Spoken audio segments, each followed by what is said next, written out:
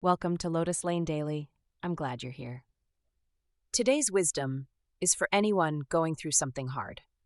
You know that feeling when someone asks if you are seeing anyone and you smile and say something vague and change the subject? And then later, alone, you wonder if you are genuinely fine being on your own or if something broke inside you that you have not yet admitted needs fixing. Not because you want to be in a relationship, some days you very much do, but because the thought of actually trying again lands somewhere between terrifying and exhausting, and you are not sure which one is more honest.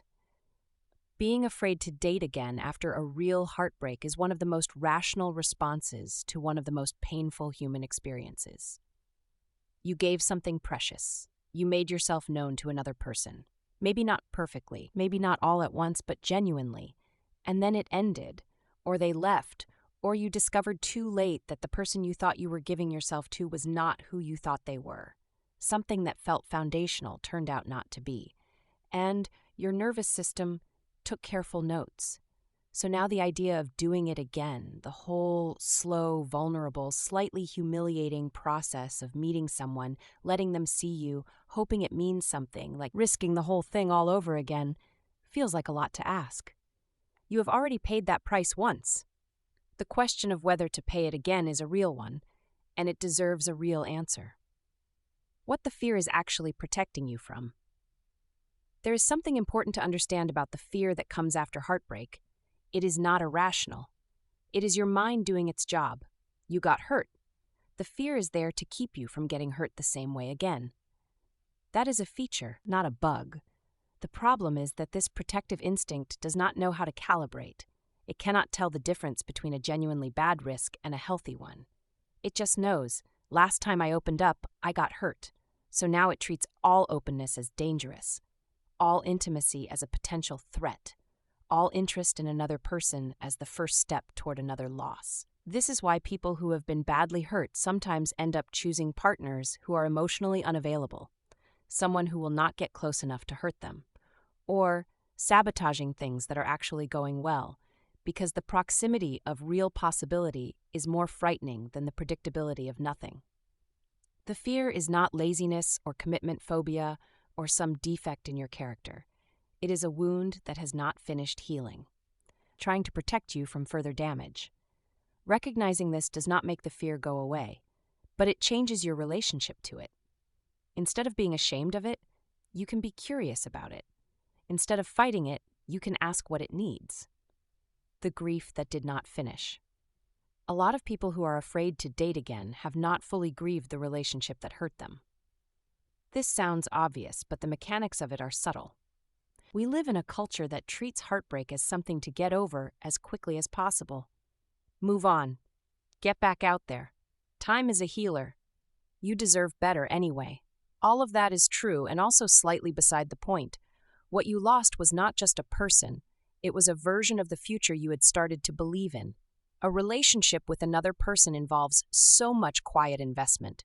The plans you made, the way you began to think of certain things as ours, the small private vocabulary of a shared life. When that ends, all of that has to be mourned too.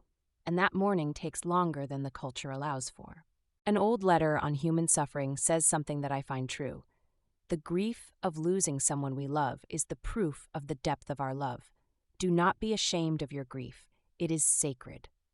The same applies to the grief of a relationship that ended. The size of the loss is proportional to the size of what was there. If it still hurts, that means it was real. That is not weakness. That is evidence of your capacity for genuine connection. The same capacity you will need if you are ever going to try again. What gets in the way of trying again? Beyond the fear itself, there are a few specific things that tend to stall people after heartbreak, and knowing them is halfway to getting unstuck. The story you built about what went wrong. After a painful ending, most people build a narrative. Sometimes the story is, I trusted the wrong person, which leaves you mistrustful of everyone. Sometimes it is, I gave too much, which makes you withhold. Sometimes, most corrosively, it is, there is something wrong with me, which makes the whole idea of someone choosing you feel improbable. These stories feel true because they are based on real events, but they are interpretations, not facts. They deserve to be examined rather than accepted, comparing every new person to the old one. This happens almost automatically, especially early on. The new person laughs differently, says something that sounds like something your ex used to say, shows a small sign of something you recognize from before, and you are suddenly somewhere else entirely, braced for impact. You cannot evaluate a new person while you are still measuring them against the old one. The comparison has to be noticed and set aside repeatedly before it loosens its grip, waiting until you feel ready. This is the quietest trap. There is no moment when you will feel completely ready. Readiness is not a state you arrive at and then act from. It is something that gets built through small acts of openness. A conversation with someone new, a date that goes nowhere but reminded you that you can do this, a moment of genuine connection that you let yourself feel without immediately pulling back from it. The readiness comes from doing the thing, not from preparing indefinitely to do it someday. What actually helps? Give yourself a real time frame and protect it.